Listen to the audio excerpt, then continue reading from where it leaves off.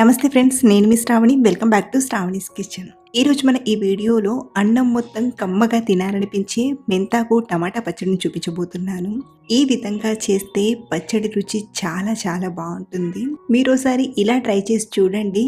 రుచికి రుచి, ఆరోగ్యానికి ఆరోగ్యం. మరి ఎంతో రుచికరమైన ఈ మెంతాకు టమాటా పచ్చడిని ఇంతకీ ఎలా చేయాలో ఇప్పుడు చూద్దాం రండి.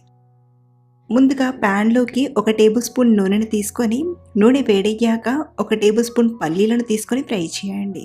ఇక్కడ నేను పల్లీలను తీసుకుంటున్నాను. మీరు కావాలంటే పల్లీలకు బదులుగా నూనె లేకుండా 1 టేబుల్ స్పూన్ నువ్వులను వేపైనా తీసుకోవచ్చు.